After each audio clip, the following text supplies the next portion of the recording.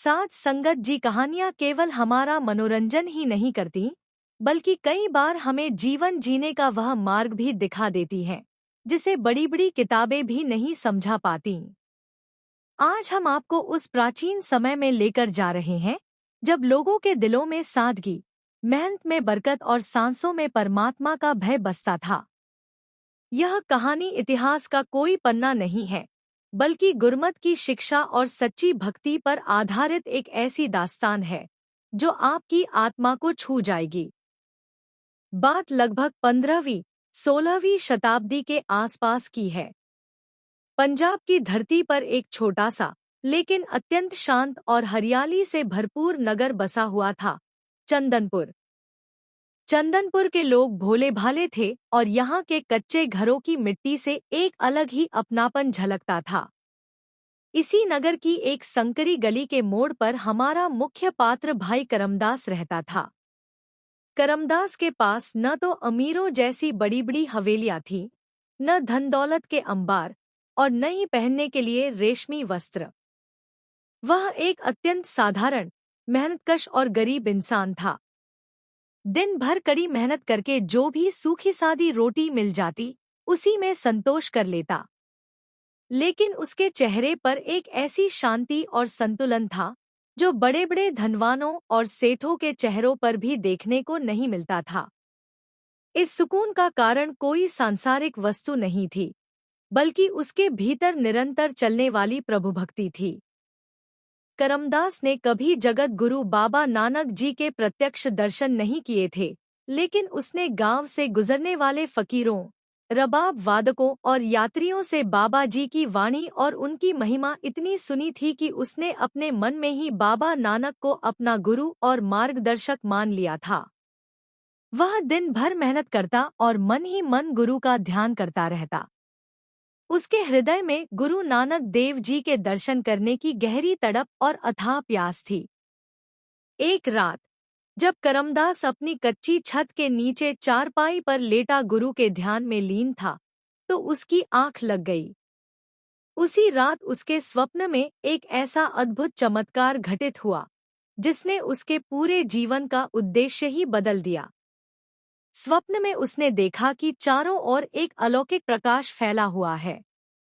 रबाब की मधुर धुन सुनाई दे रही है। उस दिव्य प्रकाश के मध्य सूर्य के समान तेजस्वी और समुद्र के समान शांत स्वरूप वाले सच्चे पातशाह गुरु नानक देव जी स्वयं खड़े हैं। करमदास स्वप्न में ही गुरु जी के चरणों में गिर पड़ा। उसकी आंखों से आंसू बहने लगे। तब गुरु जी ने अपने कृपामय हाथों से उसके सिर पर स्नेहपूर्वक हाथ फेरा और अत्यंत मधुर, गंभीर तथा दिव्य स्वर में यह वचन कहा, भाई करमदास, गहरे पानी में उतरने से ही मोती मिलता है। किनारे बैठकर तमाशा देखने वालों को कभी कुछ प्राप्त नहीं होता। इतना कहते ही वह दिव्य प्रकाश अचानक विलीन हो गया और करमदास की नींद खुल गई। वह घबराकर उठ बैठा। उसका रोम रोम आनंद से खिल उठा था। यह कोई साधारण सपना नहीं था, बल्कि उसके मुर्शिद का सीधा संदेश था।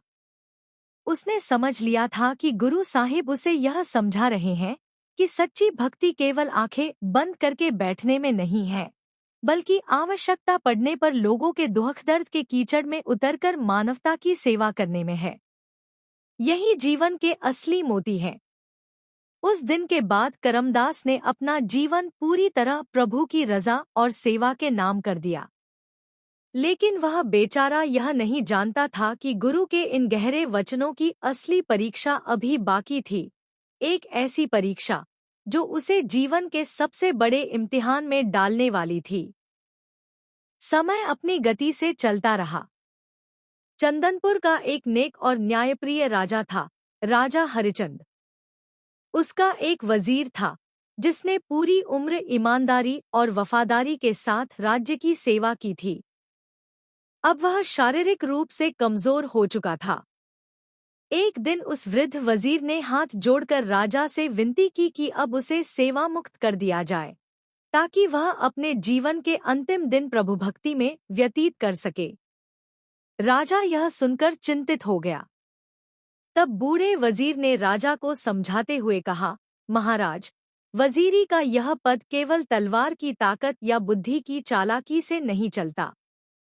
इसे न्याय और दया के सहारे चलाना पड़ता है। हमें ऐसा व्यक्ति चाहिए जिसका संकल्प फौलाद की तरह मजबूत हो, लेकिन जो किसी गरीब का दुख देखकर मोम की तरह पिघल जाए। जब यह बात तय हो गई, तो राजा के आदेश से पूरे राज्य और आसपास के क्षेत्रों में घोषणा करवा दी गई। ढोल बजाए गए और नगनगर गांव-गांव मुनादी करवाई गई। मुनादी करने वाले ने ऊंची आवाज में पुकार लगाई, सुनो, सुनो, चंदनपुर राज्य को एक नए वजीर की आवश्यकता है। महाराज का फरमान है कि उम्मीदवार का अमीर होना, बड़ा जागीरदार होना या अत्यधिक पढ़ा लिखा होना आवश्यक नहीं है, लेकिन उसका चरित्र ऊंचा, स्वास्थ्य अच्छा और हृदय दया से भरा होना चाहिए। जो भी सज्जन यह पद संभालने की इच्छा रखता है, वह राज्य के शाही अतिथिगृह में आकर ठहरे। 1 महीने तक सभी की परीक्षा ली जाएगी और जो इस इम्तिहान में खरा उतरेगा, वही नया वजीर बनाया जाएगा। यह घोषणा सुनते ही पूरे इलाके में हलचल मच गई। वजीरी जैसा इतना बड़ा पद, और वह भी बिना किसी विशेष शर्त के। अपनी किस्मत आजमाने के लिए दूर दूर से लोग आने लगे। देखते ही देखते चंदनपुर में मानो मेले जैसा वातावरण बन गया।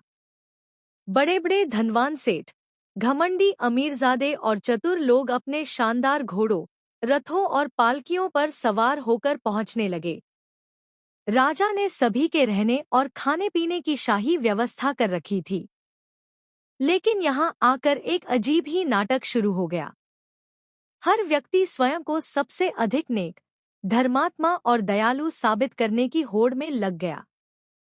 जिन अमीरजादों ने कभी अपने घर के नौकरों को इंसान तक नहीं समझा था, वे यहाँ आकर सेवकों से बड़ी मीठी भाषा में बात करने लगे। यदि किसी सेवक से कोई बर्तन गिर जाता, तो गालियां देने के बजाय मुस्कुराकर कहते, कोई बात नहीं भाई, इंसान से ही गलती होती है। जो लोग शराब और बुरी आदतों में डूबे रहते थे, वे यहाँ आकर बड़े भक्त और साधु बनने का दिखावा करने लगे। जो लोग दिन चढ़े तक सोते रहते थे, वे अमृतवेले उठकर हाथों में माला पकड़कर झूठे ध्यान और भक्ति का पाखंड करने लगे। पूरा अतिथिगृह मानो एक रंगमंच बन गया था, जहां हर कोई अपने असली चेहरे पर सज्जनता का मुखौटा लगाकर घूम रहा था। वे सोचते थे कि बस 1 महीने की ही तो बात है, किसी तरह वजीरी मिल जाए, फिर कौन किसी से पूछताछ करेगा। उसी भीड़ और दिखावे के बीच हमारा भाई करमदास भी वहां पहुंचा, लेकिन वह वजीरी की लालसा या किसी पद की भूख लेकर नहीं आया था। उसके मन में न सत्ता का मोह था और न ही सम्मान की इच्छा। वह तो केवल वहां आए लोगों की सेवा करने के लिए एक साधारण सेवक के रूप में पहुंचा था। वह लंगर में बर्तन मांजता, पानी भरकर लाता और लोगों के जूठे बर्तन उठाता। उन अमीरों और पाखंडियों की भीड़ में वह एकमात्र ऐसा व्यक्ति था जिसने अपने चेहरे पर कोई मुखौटा नहीं पहना था। वे घमंडी उम्मीदवार उसे एक साधारण नौकर समझकर उसकी ओर ध्यान भी नहीं देते थे। लेकिन करमदास के होठों पर हर समय धन गुरु नानक का सिमरन चलता रहता। वह पूरी लगन, श्रद्धा और नम्रता के साथ अपनी सेवा में मग्न रहता था, क्योंकि उसकी मंजिल राजा का दरबार नहीं, बल्कि अपने गुरु की प्रसन्नता थी। दिन बीतते गए। शाही अतिथिगृह में चल रहा यह पाखंड अब स्वयं पाखंडियों के लिए ही बोझ बनने लगा था। आखिर इंसान अपनी असली प्रकृति और स्वभाव को कितने समय तक छिपा सकता है। वृद्ध वजीर, जिसने पूरी उम्र मनुष्यों के स्वभाव को परखा था, यह बात भलीभांति जानता था कि जब किसी व्यक्ति पर संकट आता है या जीतने की लालसा जाग उठती है, तब उसके चेहरे से शराफत का झूठा नकाब अपने आप उतर जाता है। इसी बात को ध्यान में रखते हुए राजा ने एक नया शाही फरमान जारी किया। घोषणा हुई कि अगले दिन प्रातः राज्य के सबसे बड़े खुले मैदान में एक विशाल अखाड़ा और दौड़ प्रतियोगिता आयोजित की जाएगी। इसमें अनेक बाधाओं को पार करके अंतिम लक्ष्य तक पहुंचना होगा। राजा का आदेश था कि अतिथिगृह में उपस्थित प्रत्येक युवक, चाहे वह वजीरी का उम्मीदवार हो या कोई साधारण सेवक, इस प्रतियोगिता में अनिवार्य रूप से भाग लेगा, ताकि उसकी शारीरिक शक्ति, फुर्ती और विपत्ति के समय के व्यवहार की परीक्षा ली जा सके। अगली सुबह मैदान में नगाड़े गूंजने लगे। वे सभी अमीरजादे, धनवान सेठ और घमंडी युवक, जो पिछले कई दिनों से हाथों में माला लेकर नम्रता का ढोंग कर रहे थे, आज कमर कसकर और सीना तानकर मैदान में उतर आए थे। आज उनके चेहरों से सज्जनता और सादगी का मुखौटा पूरी तरह उतर चुका था। उनकी आंखों में केवल जीतने की लालसा, अहंकार और एक दूसरे को नीचा दिखाने की भूख नाच रही थी। शाही आदेश के कारण भाई करमदास को भी लंगर की सेवा छोड़कर मैदान में आना पड़ा। उसने सद्वचन कहकर गुरु का आसरा लिया और बिना किसी जीत की इच्छा के चुपचाप मैदान के एक कोने में जाकर खड़ा हो गया। जैसे ही प्रतियोगिता शुरू होने का बिगुल बजा, सभी प्रतिभागी लक्ष्य की ओर ऐसे दौड़े जैसे भूखे भेड़िए अपने शिकार पर झपटते हैं। मैदान में धूल के बादल उड़ने लगे।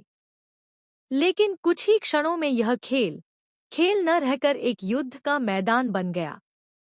हर व्यक्ति स्वयं को सबसे बड़ा विजेता साबित करने के लिए अंधा हो चुका था। नियमों की धज्जियां उड़ाई जा रही थी। एक दूसरे को धक्के दिए जा रहे थे, टांगे अड़ाकर गिराया जा रहा था, और यदि कोई कमजोर व्यक्ति संतुलन खोकर गिर जाता, तो बाकी लोग उसे उठाने के बजाय बेरहमी से रौंदते हुए आगे निकल जाते। उनके भीतर की इंसानियत जैसे मर चुकी थी। इसी अफरातफरी के बीच करमदास के ठीक आगे दौड़ रहा एक युवक ठोकर खाकर मुंह के बल जमीन पर गिर पड़ा। उसके माथे पर गहरी चोट लगी। पीछे से आ रहे अमीरजादे उसे अनदेखा करके उसके ऊपर से छलांग लगाकर निकल गए। यह दृश्य देखकर करमदास की आत्मा कांप उठी। उसने जीतने और मंजिल तक पहुंचने की चिंता छोड़ दी और तुरंत उस घायल युवक की सहायता के लिए दौड़ पड़ा। वह उसे सहारा देकर उठाने ही लगा था कि पीछे से पूरी रफ्तार में आ रहे एक घमंडी जागीरदार ने उसे जोरदार धक्का दे दिया। गालियां बकते हुए वह आगे निकल गया। करमदास उछलकर जमीन पर जा गिरा। उसकी टांग एक भारी पत्थर से टकराई और हड्डियों तक दर्द की भयानक लहर दौड़ गई। घाव से खून बहने लगा, लेकिन उसने उफ तक नहीं की। वह दर्द से कांपते हुए फिर खड़ा हुआ, घायल युवक को सुरक्षित स्थान पर ले गया और अपने कपड़े से उसे हवा करने लगा। करमदास के चेहरे पर न कोई क्रोध था, न कोई शिकायत। वहां केवल प्रभु की रजा में रहने वाला शांत संतोष दिखाई दे रहा था। राजमहल के ऊंचे झरोखे में बैठे राजा हरिचंद और वृद्ध वजीर यह पूरा दृश्य देख रहे थे। उनके हृदय उन स्वार्थी और निर्दयी लोगों को देखकर निराशा से भर चुके थे, लेकिन करमदास की करुणा और त्याग को देखकर उनकी आंखों में आशा की एक नई किरण जग उठी। उनके दिल निराशा से भर गए थे कि इस पूरी भीड़ में किसी के हृदय में दया और करुणा नहीं बची है। लेकिन सांसारिक आंखें चाहे जो भी देख रही हों, वास्तव में वहां कोई और ही खेल चल रहा था। कहा जाता है कि जब गुरु नानक सच्चे पातशाह अपने किसी सेवक की नीयत, उसके मन का दर्द और उसकी सच्चाई को परख लेते हैं, तब वे उसे कभी डगमगाने नहीं देते।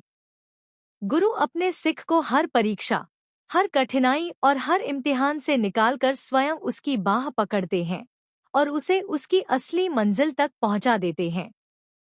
करमदास को लगी वह चोट कोई साधारण दुर्घटना नहीं थी। वह तो मानो सच्चे पातशाह की रची हुई एक लीला थी। गुरु साहिब अपने भक्त को आने वाली सबसे बड़ी परीक्षा के लिए तैयार कर रहे थे, जहां उसके धैर्य, सेवा और करुणा की वास्तविक कसौटी होने वाली थी। शाम ढलने लगी। मैदान की धूल धीरे धीरे बैठ रही थी। लेकिन किसी को क्या पता था कि जब ये घमंडी लोग वापस लौटेंगे तो रास्ते में एक ऐसी परीक्षा उनका इंतजार कर रही होगी जो चंदनपुर के भविष्य का निर्णय करने वाली थी। सूरज पश्चिम की पहाड़ियों के पीछे छिपने की तैयारी कर रहा था। आकाश में लालिमा और धूसर रंग बिखर चुके थे। मैदान से लौटते हुए सभी उम्मीदवार, अमीरजादे, बड़े व्यापारी, जागीरदार और स्वयं को वीर समझने वाले युवक अपने अपने शानदार घोड़ों पर सवार होकर शाही अतिथिगृह की ओर जा रहे थे। रास्ते भर वे अपनी अपनी शेखियां बघार रहे थे। कोई अपनी ताकत के किस्से सुना रहा था, कोई बता रहा था कि उसने किस प्रकार दूसरों को पीछे छोड़ा, और कोई अपने महंगे वस्त्रों से धूल झाड़ते हुए अपनी अमीरी का प्रदर्शन कर रहा था। उनकी ऊंची ऊंची हंसी और अहंकार से भरी बातें शाम की शांति को भी भंग कर रही थी। उन्हें पूरा विश्वास था कि वे राजा की परीक्षा पास कर चुके हैं, लेकिन वे यह नहीं जानते थे कि असली परीक्षा तो अभी उनके सामने आने वाली थी। शाही अतिथिगृह की ओर जाते समय रास्ते में एक गहरा और कच्चा नाला पड़ता था। उस समय पक्के पुल नहीं हुआ करते थे, इसलिए यात्रियों को उसी नाले के बीच से पानी और कीचड़ में होकर गुजरना पड़ता था। नाले की चढ़ाई बहुत तीखी थी और उसके भीतर गहरा, चिपचिपा तथा फिसलन भरा कीचड़ भरा हुआ था। जब उन घमंडी उम्मीदवारों का दल वहां पहुंचा तो उन्होंने देखा कि नाले के बीचों बीच एक वृद्ध किसान की बैलगाड़ी बुरी तरह फंसी हुई है। गाड़ी अनाज से लदी हुई थी। उसके भारी लकड़ी के पहिए धुरी तक काली मिट्टी में धंस चुके थे। आगे जुते दोनों बैल पूरी ताकत लगा कर थक चुके थे। उनकी जीभ बाहर निकली हुई थी और वे हाँफ रहे थे। वह बूढ़ा किसान, जिसके कपड़े कीचड़ से सने हुए थे, बेहद असहाय दिखाई दे रहा था। कभी वह बैलों को पुचकारता, कभी उन्हें हिम्मत देता और कभी स्वयं कीचड़ में उतरकर अपने कमजोर कंधों से पहिए को धक्का लगाने का प्रयास करता। लेकिन बोझ बहुत अधिक था और कीचड़ अत्यंत गहरा। बैलगाड़ी 1 इंच भी आगे नहीं बढ़ रही थी। असल में वह वृद्ध किसान कोई साधारण राहगीर नहीं था। वह भेष बदलकर आया हुआ वही वृद्ध वजीर था जिसने जीवन भर मनुष्यों के स्वभाव को परखा था। उसने जानबूझकर यह योजना बनाई थी ताकि देख सके कि इन उम्मीदवारों में वास्तव में किसके भीतर मानवता जीवित है। जब किसान के वेश में खड़े वजीर ने इतने सारे बलशाली युवकों को अपनी ओर आते देखा तो उसने दयनीय स्वर में सहायता की पुकार लगाई। उसे आशा थी कि शायद उनमें से कोई एक व्यक्ति तो ऐसा होगा जिसके भीतर इंसानियत बची हो। लेकिन जो लोग वजीर बनने के सपने देख रहे थे वे उस असहाय वृद्ध को देखकर भी मुंह फेर गए। एक अमीरजादे ने नाक सिकोड़ते हुए कहा, अरे बाबा, हटो यहाँ से। अगर हम तुम्हारी गाड़ी निकालने लगेंगे तो हमारे कीमती रेशमी वस्त्र खराब हो जाएंगे। दूसरा हंसते हुए बोला, हम चंदनपुर के भावी वजीर हैं, कोई मजदूर नहीं जो इस गंदे कीचड़ में उतरे। अपनी गाड़ी खुद निकालो। उनके भीतर दया नाम की कोई भावना नहीं थी। वे वृद्ध की मजबूरी का मजाक उड़ाते हुए वहां से आगे निकल गए। वृद्ध वजीर ने एक गहरी सांस भरी। उसे लगा कि शायद इस राज्य के लिए कोई सच्चा हीरा बचा ही नहीं। लेकिन उन घमंडियों के जाने के काफी देर बाद जब अंधेरा और गहरा होने लगा तब धूल भरे रास्ते पर धीरे धीरे चलता हुआ भाई करमदास वहां पहुंचा। दौड़ के दौरान गिरने के कारण उसकी टांग में गहरी चोट लगी थी। खून जम चुका था। हर कदम पर उसे असहनीय पीड़ा हो रही थी। वह बुरी तरह लंगड़ा रहा था। लेकिन जैसे ही उसकी नजर उस कीचड़ में फंसी गाड़ी और उस असहाय वृद्ध पर पड़ी, उसके कदम वहीं रुक गए। उसने देखा कि एक बूढ़ा इंसान संकट में है और बेचारे बैलों की जान निकली जा रही है। उसी क्षण वह अपनी चोट, अपना दर्द और अपनी सारी थकान भूल गया।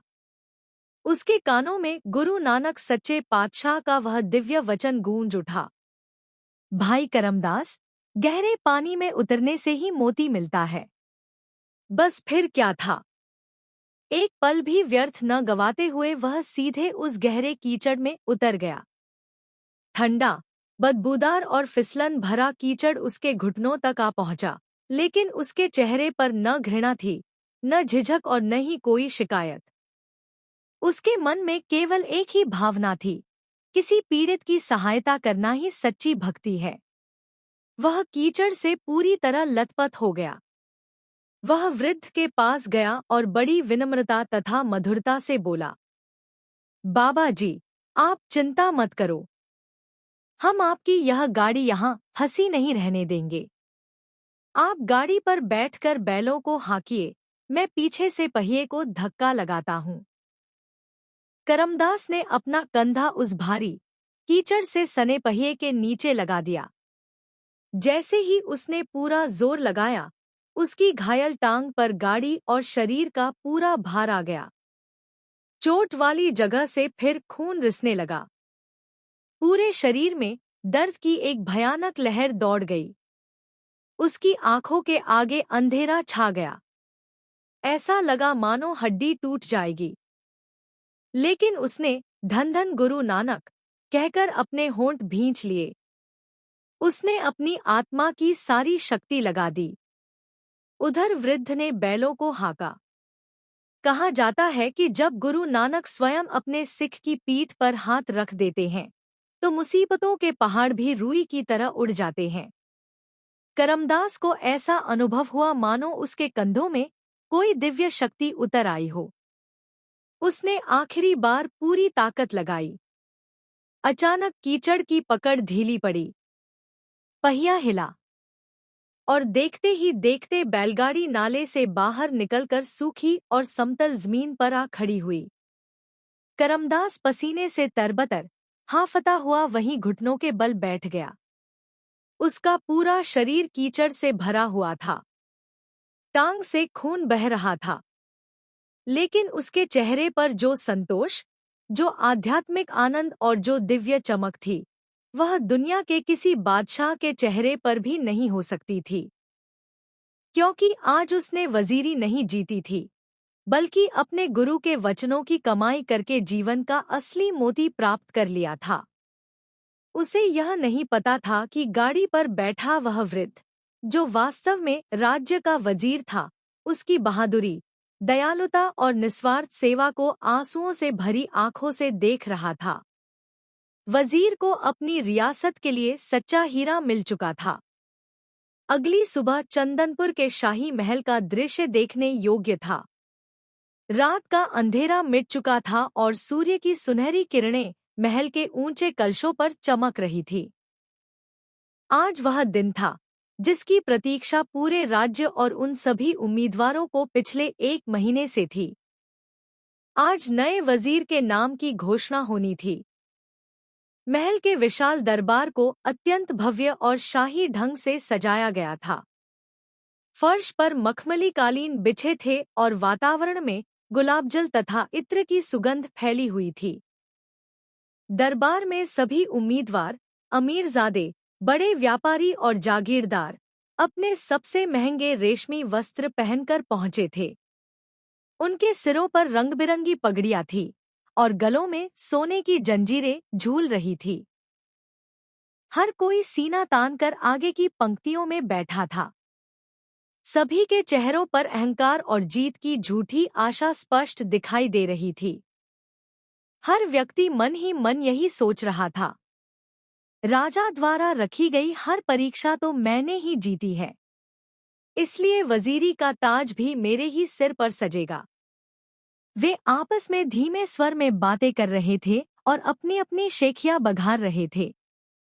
लेकिन उसी विशाल दरबार के सबसे पीछे एक कोने में बिछी साधारण दरी पर भाई करमदास बैठा था।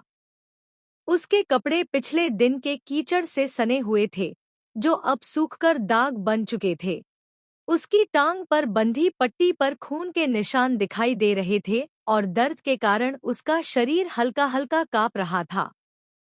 फिर भी उसके चेहरे पर न कोई चिंता थी, न बेचैनी और न ही आगे बैठने की कोई इच्छा। उसकी आंखें बंद थीं, होंठ धीरे धीरे हिल रहे थे। वह भीतर ही भीतर अपने मुर्शिद गुरु नानक देव जी का स्मरण करते हुए धन गुरु नानक, धन धन निरंकार का जाप कर रहा था। उसे वजीरी से कोई मोह नहीं था। वह तो केवल गुरु की रजा में बैठा हुआ था। तभी दरबार के एक सैनिक ने ऊंची आवाज में घोषणा की, होशियार! चंदनपुर रियासत के महाराज हरिचंद और महामंत्री दरबार में पधार रहे हैं। पूरा दरबार सम्मान में खड़ा हो गया। चारों ओर सन्नाटा छा गया। महाराज हरिचंद और वृद्ध वजीर धीरे धीरे चलते हुए दरबार में आए और अपने सिंहासनों पर विराजमान हो गए। आज वृद्ध वजीर के चेहरे पर बुढ़ापे की कमजोरी नहीं, बल्कि एक गहरा संतोष दिखाई दे रहा था। उसने अपनी अनुभवी दृष्टि पूरे दरबार पर डाली। सभी उम्मीदवारों की निगाहें उसके हाथ में पकड़े उस शाही फरमान पर टिकी थी, जिसमें नए वजीर का नाम लिखा हुआ था। वृद्ध वजीर ने अपनी गंभीर और प्रभावशाली आवाज में बोलना शुरू किया, मेरे सम्मानित नागरिकों और वजीरी के उम्मीदवारों, हम आपका धन्यवाद करते हैं कि आपने 1 महीने तक इस रियासत के अतिथि बनकर यहाँ समय बिताया। हमने आपकी शारीरिक शक्ति भी देखी और आपकी फुर्ती भी, लेकिन हमें इस राज्य के लोगों के लिए कोई तलवारबाज, अत्यधिक पढ़ा लिखा जागीरदार या घमंडी वीर नहीं चाहिए था। हमें ऐसा इंसान चाहिए था जिसके भीतर इंसानियत जीवित हो। ऐसा व्यक्ति जिसके हृदय में गरीबों, असहायों और पीड़ितों का दुख महसूस करने वाली पवित्र आत्मा हो। यह सुनकर सभी उम्मीदवार एक दूसरे का चेहरा देखने लगे। दरबार में कानाफूसी शुरू हो गई। तब वृद्ध वजीर ने आगे कहा, कल शाम जब आप सभी मैदान की प्रतियोगिता से लौट रहे थे, तब आपके रास्ते में एक कच्चा नाला पड़ता था। उस नाले के गहरे कीचड़ में एक असहाय वृद्ध किसान की अनाज से लदी बैलगाड़ी फंसी हुई थी। तुम सब बलशाली और जवान थे, लेकिन तुम्हारे भीतर अहंकार भरा हुआ था। तुम्हें अपने रेशमी वस्त्रों और झूठी शान की चिंता थी।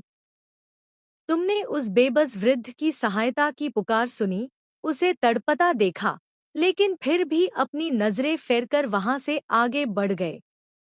वास्तव में वह वृद्ध किसान कोई और नहीं, बल्कि मैं स्वयं था। मैंने भेष बदलकर तुम्हारे हृदय और चरित्र की परीक्षा ली थी। यह सुनते ही उन सभी घमंडी अमीरजादों के चेहरे का रंग उड़ गया। उनके पैरों तले जमीन खिसक गई और शर्म से उनकी गर्दनें झुक गईं। वृद्ध वजीर की आवाज और अधिक बुलंद हो गई, लेकिन तुम सबके बीच एक ऐसा युवक भी था जो तुम्हारी तरह अमीर नहीं था। उसके वस्त्र रेशमी नहीं थे।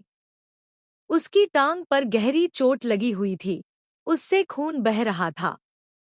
वह दर्द से कराहता हुआ लंगड़ा रहा था। फिर भी उसने अपने दर्द की परवाह नहीं की।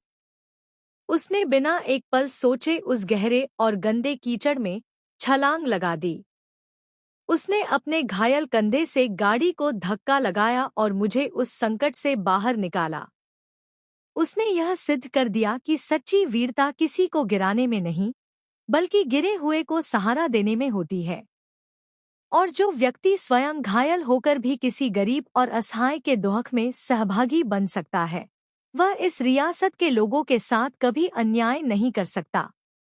यह कहकर वृद्ध वजीर ने दरबार के सबसे पीछे बैठे व्यक्ति की ओर संकेत किया और ऊंची आवाज में घोषणा की, महाराज के आदेश से चंदनपुर रियासत का नया वजीर भाई करमदास होगा। जैसे ही करमदास का नाम गूंजा, पूरा दरबार तालियों की गड़गड़ाहट से भर उठा। करमदास धीरे धीरे अपनी जगह से खड़ा हुआ। वह लंगड़ाता हुआ आगे बढ़ा। उसके चेहरे पर न कोई अहंकार था और न ही विजेता होने का गर्व। उसकी आंखों से केवल कृतज्ञता के आंसू बह रहे थे। जब राजा ने उसके सिर पर वजीरी की पगड़ी बांधी तो उसके कानों में एक बार फिर वही दिव्य वचन गूंज उठा, भाई करमदास, गहरे पानी में उतरने से ही मोती मिलता है। उस क्षण करमदास समझ गया कि उसे गुरु की सच्ची बख्शिश प्राप्त हो चुकी है। गुरु ने उसके विश्वास, सेवा और निष्काम भावना की लाज रख ली थी। उसकी सच्ची नियत और भक्ति को देखकर उसे जीवन के सबसे बड़े सम्मान तक पहुंचा दिया था। साध संगत जी, यही थी आज की प्रेरणादायक कहानी। जीवन में हम अक्सर बाहरी दिखावे, पैसे, डिग्रियों और ऊंचे पदों के पीछे भागते रहते हैं। हमें लगता है कि शायद धन दौलत ही सब कुछ है। लेकिन याद रखिए, परमात्मा की दरगाह में आपकी डिग्रियां, आपका पद या आपके बैंक खाते की दौलत नहीं तौली जाती। वहां आपकी नियत, आपके कर्म और आपके दिल की सच्चाई का मूल्यांकन होता है। जब वाहेगुरु सच्चे पातशाह आपके भीतर की सच्चाई, दया और दूसरों के दुख के प्रति संवेदना को देख लेते हैं, तो वे आपको कभी गिरने नहीं देते। यदि आपके दिल में इंसानियत के लिए दर्द है, यदि आप किसी गिरे हुए व्यक्ति को उठाने के लिए स्वयं कीचड़ में उतरने का साहस रखते हैं, तो समझ लीजिए कि आपने जीवन का सबसे अनमोल मोती पा लिया है। आपको यह कहानी कैसी लगी? क्या इस कहानी ने आपके दिल और आत्मा को छुआ? क्या आपको लगता है कि आज के समाज को भी करमदास जैसे सच्चे, निस्वार्थ और दयालु लोगों की आवश्यकता है? अपने विचार और सुझाव हमें कमेंट में अवश्य बताइए। और यदि इस कहानी ने आपको थोड़ा सा भी प्रेरित किया है, तो इसे लाइक करें और अपने परिवार, बच्चों तथा मित्रों के साथ अवश्य साझा करें, ताकि सेवा, करुणा और गुरमत का यह सुंदर संदेश अधिक से अधिक लोगों तक पहुंच सके। इसी तरह जुड़े रहिए शॉर्ट इंस्पायर्ड स्टोरीज चैनल के साथ। हम जल्द ही एक और नई, प्रेरणादायक और हृदयस्पर्शी कहानी लेकर आपसे मिलेंगे। तब तक के लिए नेकी करते रहिए, दूसरों की सहायता करते रहिए और हमेशा वाहेगुरु के शुक्राने में जीवन बिताइए। बहुत बहुत धन्यवाद। वाहेगुरु जी का खालसा, वाहेगुरु जी की फतेह।